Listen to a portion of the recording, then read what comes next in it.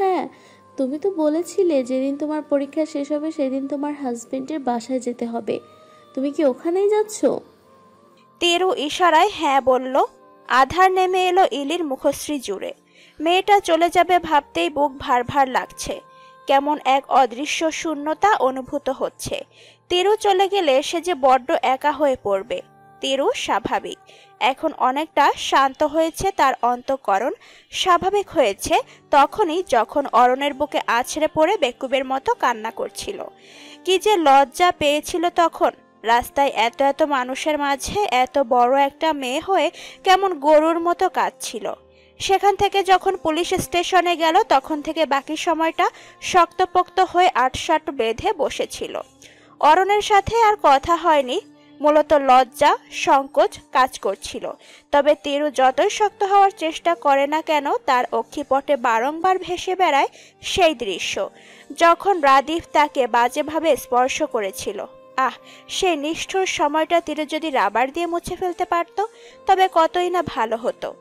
কিন্তু আফসোস তা কখনোই সম্ভব না। পোশাক গোছানো শেষ, প্রায় এবার বই খাতা ব্যাগে রাখার পালা। ইলি সাহায্য করছে তিরুকে মনমরা হয়ে। উইলি মৌন হয়ে বসে কাপড় চোপড় গোছাতে গোছাতে অতিষ্ঠ তিরু। মনে মনে ভারী বিরক্ত হলো অরণের ওপর। আজই চলে যাওয়ার কি আছে? বাসায় ছেড়ে যাওয়ার সময় হঠাৎ অরণ তার পথ রোধ করে শক্ত গলায় বলে দিল আজ তাকে নাকি শ্বশুরবাড়িতে যেতেই হবে কঠিন গলায়। তেরু কেন যেন না করতে পারল না। ছেলেটার গলায় অদ্ভুত একটা জোর ছিল, চোখের দৃষ্টি কঠোর ছিল না, আর কড়া হলোই না তার। ইলি আচানক ম্লান কণ্ঠে বলে উঠল, আমায় ভুলো না টিরু। ইলির কণ্ঠটা কেমন নির্জীব নিষ্প্রাণ শোনালো। কাজ পেলে তিরু চট করে তাকালো, দেখলো ইলিকে কিয়ৎ বিচলিত হয়ে শুধালো, তোমাকে ভোলা অসম্ভব ইলি। এমন মন খারাপ করে আছো কেন? আমাদের ভার্সিটিতে তো প্রতিদিনই দেখা হবে। ভার্সিটিতে দেখা হলে কি হবে? ওই যে রাতের বেলা আড্ডা দিতাম, একসাথে ডিনার করতাম, উইন্টারের মধ্যে রাতে ব্যাডমিন্টন খেলতাম, তা তো আর হবে না। ইলির এ কথার পরিপ্রেক্ষিতে কিছু বলার মতো খুঁজে পেল না তিরু। কি বলবে? তার নিজেরও তো ভীষণ খারাপ লাগছে। মেয়েটার সাথে আর আগের মতো সময় অতিবাহিত করা যাবে না, তা ভাবলেই তো চট করে মন খারাপ হয়ে যাচ্ছে তার।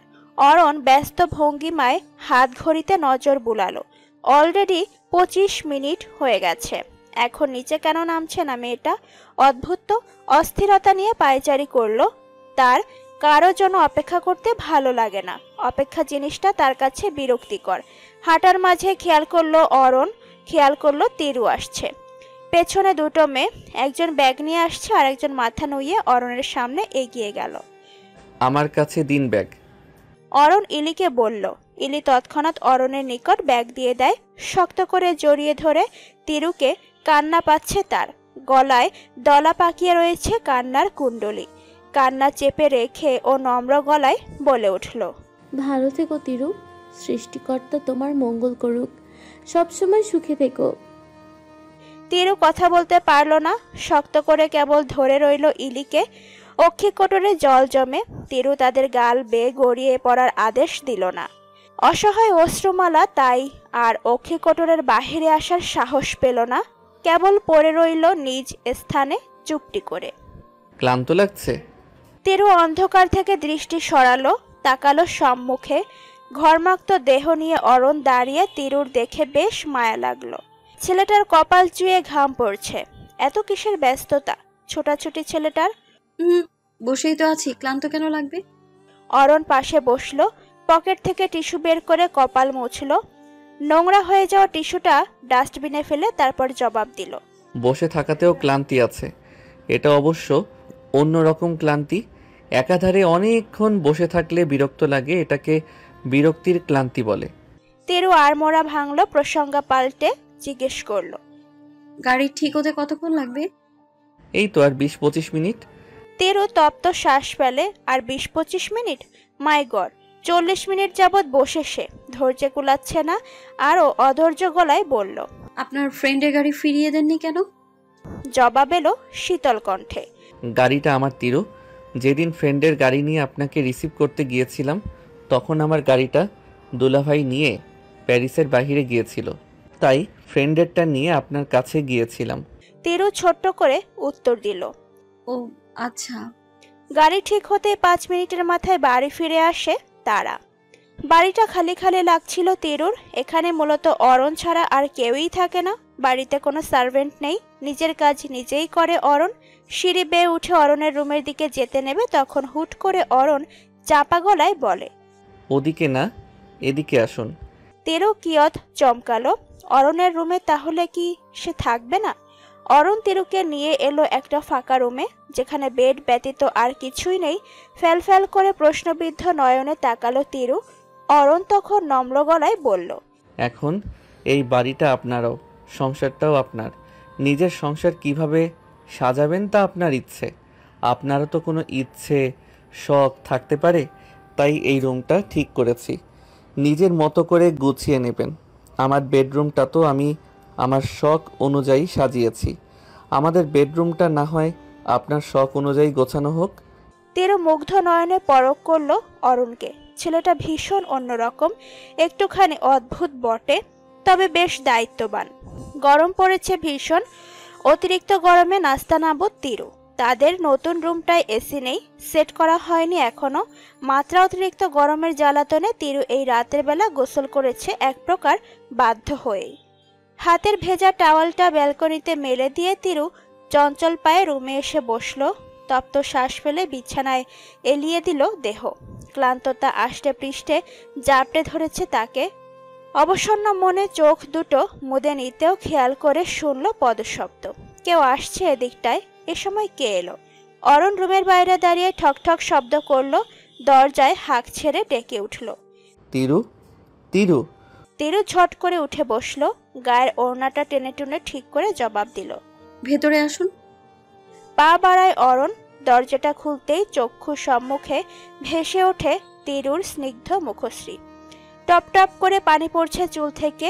ফ্লোর ভিজে একাকার দৃশ্যটা দেখা মাত্র কপালে বলি রেখার উদয় হলো অরণের। মেয়েটাকে তো দেখছি ধারণার থেকেও বড্ড বেশি কেয়ারলেস। লোক এসেছে, এসি লাগাবে। কষ্ট করে আপনি আমার রুমে গিয়ে একটু বসুন, বেশি দেরি লাগবে না। ভাবনা ঠেলে চট করে বলে উঠল অরণ।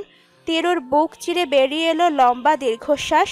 তার ছোট্ট বাচ্চাদের মতো হাত পা ছড়িয়ে ছিটিয়ে এখন কাঁদতে বসতে ইচ্ছে করছে। জেদ ধরে বলতে মন চাইছে, যাব না আমি, দূর হন আপনি। বলা হলো না। সে বাধ্য মেয়ের ন্যায় রুমটা থেকে বেরিয়ে এলো কেবল ধীরস্থ পায়ে। অরণের রুমে এসে আশপাশ না দেখে তিরু ফের বিছানায় এলোমেলো হয়ে শুয়ে পড়ল। ঘুমিয়েই পড়েছিল, কিন্তু কিয়ৎক্ষণ বাদে অরণের একাধারে ডাকাডাকিতে বিরক্ত হয়ে চোখ খুলে চেঁচালো, হয়েছেটা কি? ঘুমোতে দিন না আমায়, দোহাই লাগে।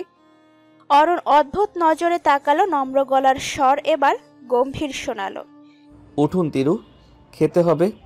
প্লেট শব্দ করে টি টেবিলে রেখে অরণ বের হয়ে যাচ্ছিল। যেতে যেতে ভারী বিরক্ত ধরা গলায় বলে উঠল, মনে হচ্ছে ছোট একটা বাচ্চাকে বিয়ে করেছি, বিরক্তিকর।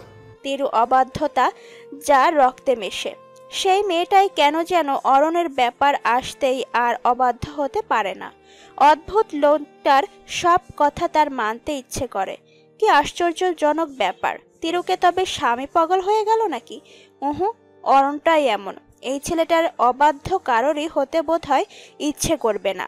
খাবার হিসেবে তিরুকে দেয়া হয়েছে baguette, fruit custard, orange juice আর একটা ডিম।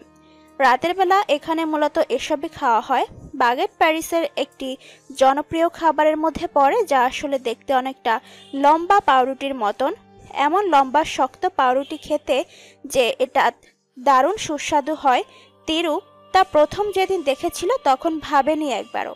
খাওয়া দাওয়া করতে বেশি সময় লাগেনি তার। খাবার শেষ হতেই তিরুর চট করে মনে পড়ল অরণের কথাটা। ছেলেটা খেয়েছে কিনা তা জিজ্ঞেস করা হলো না। কি বিশ্রী কাণ্ড! জিজ্ঞেস করা উচিত ছিল না একবার? রুমের বাহিরে বেরোলো তিরু। উপর তলাটা ধুধু করছে।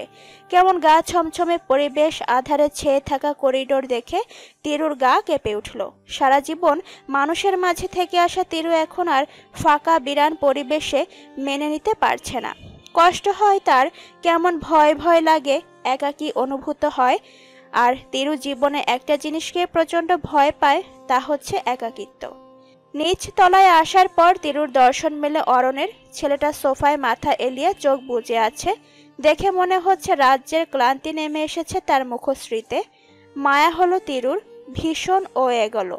জড়তা নিয়ে অরণের কাঁধে হাত রেখে নম্র গলায় শুধালো। অরণ শুনছেন? ঝট করে চোখের পল্লব উন্মুক্ত করে তিরুর পানে চাইল অরণ। নিজের অদ্ভুত সুন্দর চোখ দুটি দিয়ে প্রশ্ন ছুড়ল। খেয়েছেন? ঘন ঘন মাথা নেড়ে সায় জানায় তিরু। বলল, আপনি খেয়েছেন? খেয়েছি। আমি এখন ঘুমাবো। আপনি কি জেগে থাকবেন আরো সময়? না, আমিও ঘুমোতেই যাচ্ছিলাম। অরণ উঠে দাঁড়ালো, বলল না কিছু। হাঁটার গতি তার কিয়ৎ অস্বাভাবিক ঠেকল তিরির নিকট। কণ্ঠস্বরটাও কেমন যেন ছিল। তার মনে হলো ছেলেটা অসুস্থ। বিছানায় শুয়ে পড়তে কেমন অস্বস্তি ঘিরে ধরল তিরুকে। শ্বাস রুখে আসতে চাইল। জীবনে প্রথম একজন পুরুষের সাথে বেড শেয়ার করে ঘুমোচ্ছে। অদ্ভুত অভিজ্ঞতা। ভালো লাগছে না তিরুর নিকট। পাশ ফিরে শুতেই ফোন বাজল। তিরুর না, অরণ উঠে ফোন হাতে নেয়। ক্ষণে অরণের মুখশ্রী জুড়ে শোভা পায় গম্ভীরতা, উবে যায়। কেমন উজ্জ্বল হয়ে ওঠে মুখবয়ব। কৌতূহলী হয় তিরু, কে ফোন দিল, কার জন্য অরণের মুখশ্রীর এই পরিবর্তন। আব্বা ভালো আছেন? অরণ হেসে শুধালো। তিরুর বোধগম্য হলো কলদাতা ব্যক্তিকে। তবে লহমায় ফের অরণের মুখশ্রী জুড়ে আধারের রাজ শুরু হয়। অস্পষ্ট মলিনতা ছেয়ে যেতে থাকে আস্তে ধীরে।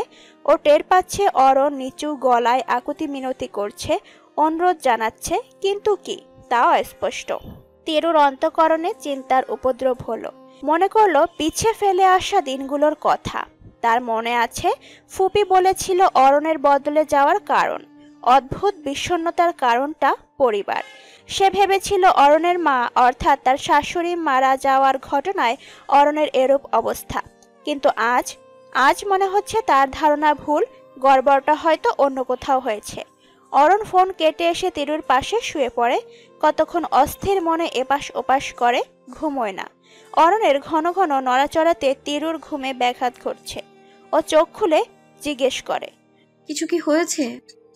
অরণ কপাল থেকে হাত সরালো, তাকালো তিরুর পানে। আকাশে আজ মস্ত বড় থালার মতো চাঁদ উঠেছে। সেই চাঁদের আলো এসে পড়েছে তিরুর পুরো গা জুড়ে। অন্যমনস্ক হয়ে পড়ে অরণ, হয়ে যায় অবিন্যস্ত। নিজেকে দমিয়ে রাখার শত চেষ্টা তার বিফলে যায়। জরাক্রান্ত চোখে তিরুকে পরখ করতে করতে এগিয়ে যায় সন্নিকটে। নিজের উত্তপ্ত দেহের সাথে নমনীয় তিরুকে মিশিয়ে নিয়ে উদ্ভ্রান্তের ন্যায় বলে, অরণের দেহ অস্বাভাবিক উত্তপ্ত। জ্বরে গা পুড়ে ছারখার হয়ে যাচ্ছে। নিভু নিভু চোখে তাকিয়ে তিরু। কিছু বলার সুযোগ হয় না তার। বলা বাহুল্য সে সুযোগ অরণ তাকে দিলই না। তিরু চুপ রয়, কথা বলে না। তবে ভেতরে বইছে তার গ্রীষ্মের ঝড়। অরণের মন উচাটন, হাঁসফাঁস করছে। অস্থিরতা যেন অস্থিমজ্জায় গেঁথে গিয়েছে তার। গলা শুকিয়ে কাঠ পানি খেয়েও বিশেষ লাভ হচ্ছে না। ধৈর্যহারা হয় অরণ। চেয়ার ছেড়ে পায়চারি শুরু করে। হাত মুষ্টিবদ্ধ করে ক্ষোভ নিয়ে আনমনে শুধায়, কিভাবে আমি এতটা নিকৃষ্টের মতো কাজ করতে পারলাম? কিভাবে আল্লাহ? কাল রাতের ঘটনা অরণকে কুড়ে কুড়ে খাচ্ছে, যন্ত্রণা দিচ্ছে ভীষণ। অপরাধ বোধে মন সংকীর্ণ হয়ে আসছে তার। অনাকাঙ্ক্ষিত ঘটনাটা অবশ্য পূর্ণতা পায়নি। তার পূর্বেই অরণ ছিটকে সরে এসেছিল। গুটিসুটি হয়ে থাকা তিরুকে সরি টরি বলে রাতেই বেরিয়ে গিয়েছিল বাসা থেকে। রাতটা কেটেছে তার বিরান সড়কে। জরাক্রান্ত দেহ নিয়ে রাস্তাতেই বসেছিল। নিজেকে ধিক্কার জানাচ্ছিল বারংবার।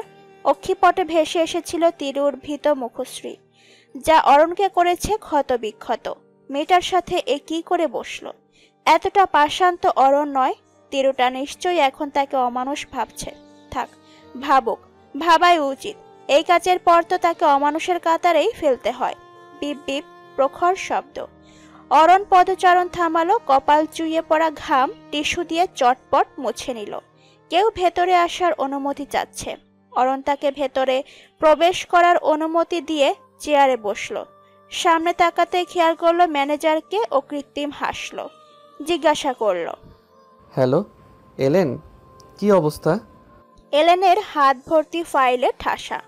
সে আস্তে ধীরে হেঁটে এসে ফাইল রাখলো টেবিলে। সব ভালো স্যার। ঝরঝরে হাসি দিয়ে নিজের মাতৃভাষায় প্রত্যুত্তর করে এলেন, একটুখানি থেমে পুনরায় যোগ করে,